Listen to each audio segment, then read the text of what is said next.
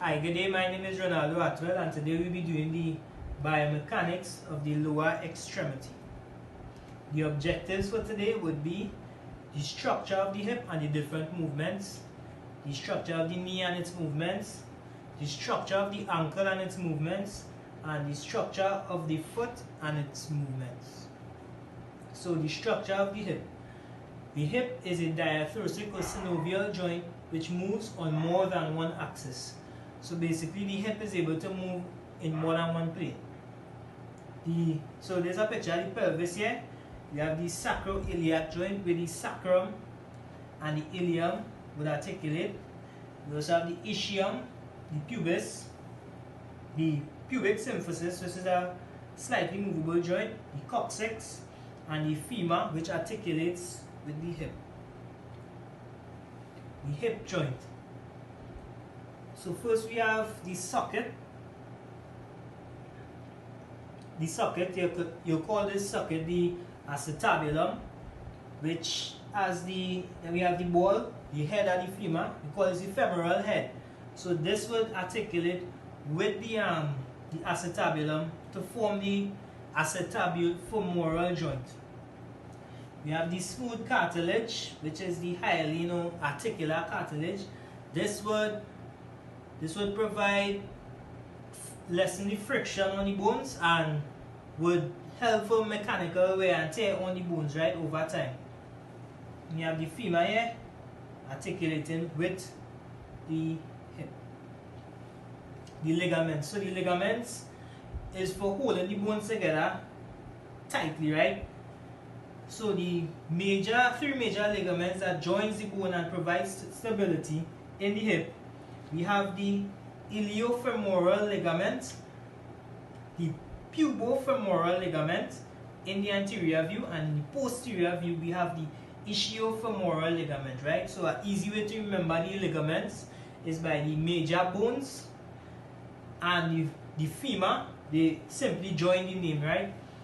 Then we have the another important ligament in the hip, the ligamentum teres, is found in the femoral head and it articulates into the acetabulum, right? So the femoral head, it actually have a little top here, it's called the fovea capitis.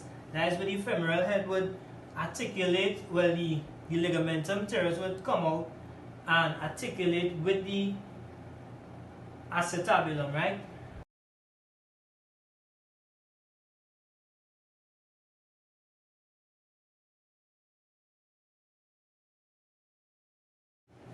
Okay, the muscles involved in the hip movement.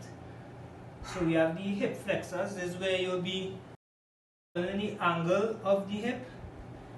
The major muscles involved will be the iliopsoas, which is the iliacus and the psoas major.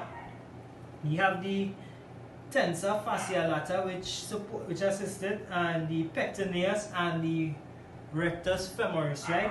You pay attention to the sartorius, the adductors, and the other muscles, right? The extensors, which will be widening the angle. The major muscles involved would be the gluteus maximus, the semitendinosus, the biceps femoris, and the semimembranosus. Okay, so the hip adductors and the hip abductors, right? So this is the movement. Hip abduction is the movement where you're moving your leg outward in the coronal plane. So the major muscle involved in abduction of the hip is the gluteus medius, and it is assisted by the gluteus minimus. Hip abduction, on the other hand, is where you're moving the leg inward, and the major muscles involved is the adductor longus, the adductor magnus, the adductor brevis, right? These muscles is in the medial side of the leg, and easy to remember: hip adductors, adductor longus, adductor magnus, and adductor brevis, right? Okay, so the structure of the knee. The knee is also a diathrosic hinge joint and is also known as a tibiofemoral joint. So, simple picture of the knee here. We have the femur, the distal end of the femur, and the superior end of the tibia, right? The patella articulates with the femur, with the patellofemoral joint.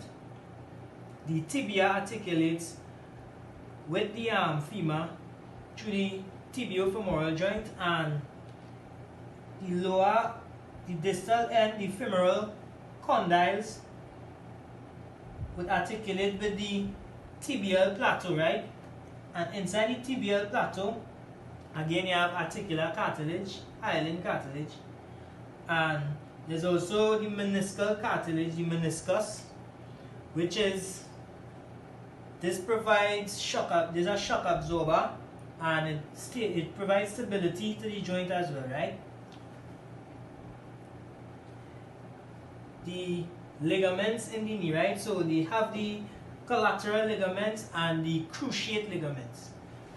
The collateral ligaments, you'll find these on the lateral and medial aspects of the knee, crossing the medial and lateral aspects of the knee, while the anterior and the posterior cruciate ligaments would cross the posterior and anterior aspects of the knee, right? So an easy way to remember it by the name: anterior is in front, the posterior, the ligament is in the back, right?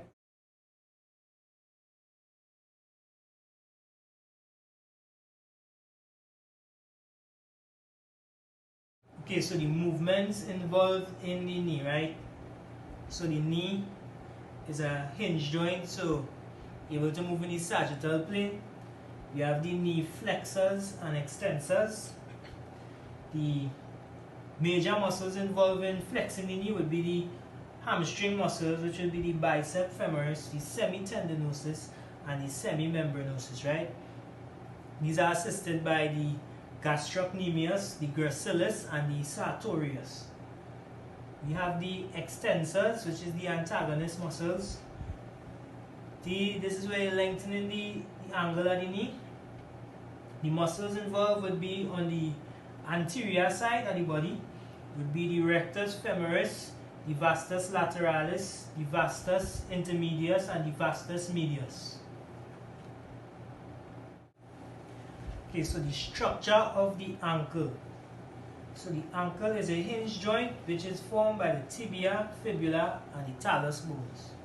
So the ankle also consists the malleoli, the two bumps on the side, and the talus is articulated, the superior concave of the talus is articulated with the distal end of the tibia to form the tibiotalar joint, right? The tibia and the fibula is also articulated through a syndesmosis joint, which is the tibiofibular joint. The tibiotalar joint allows for plantar flexion and dorsiflexion, while the subtalar joint, which is the talus and the calcaneus, allows for inversion and eversion. The ligaments in the ankle, right? So the ligaments is for holding the bones together, right? So first we have the posterior talofibular ligament, then we have the calcaneofibular ligament, and the anterior talofibular ligament. Posterior behind, anterior in front. We also have the deltoid ligament on the lateral side, medial view.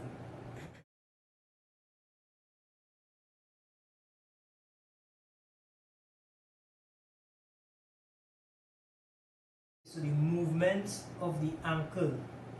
So we have the dorsiflexion and the plantar flexion, right? So again, flexion found in the sagittal plane, dorsiflexion, the muscles involved.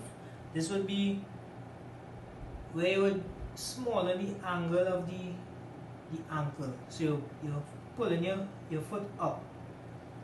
The muscles involved would be tibialis anterior, the extensor digitorum longus, the peroneus tertius, and the extensor hallucis longus. Plantar flexion, on the other hand, this is where you widen the angle of the ankle.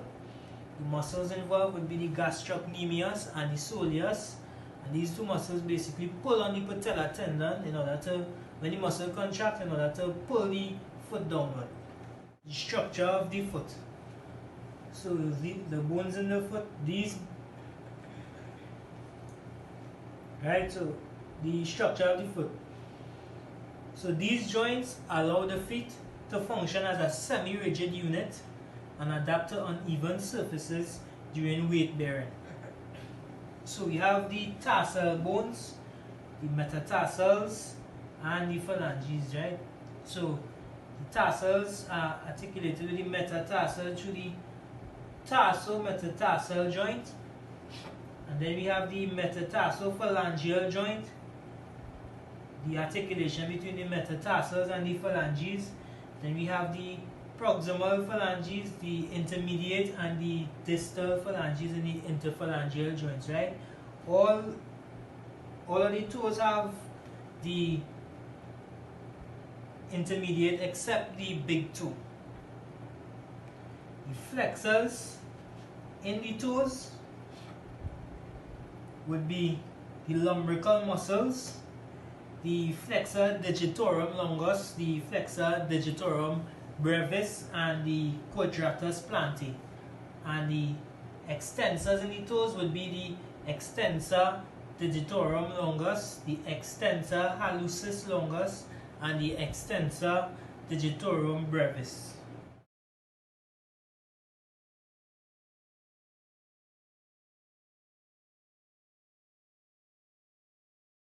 So now we have eversion and inversion. This is where the foot would rotate medially and laterally, and the muscles involved in eversion of the foot would be the peroneus longus, the peroneus brevis, and the peroneus tertius would assist the eversion of the foot, right? Inversion, however, would be the tibialis anterior and the tibialis posterior would be the two muscles that would lead to inversion of the foot.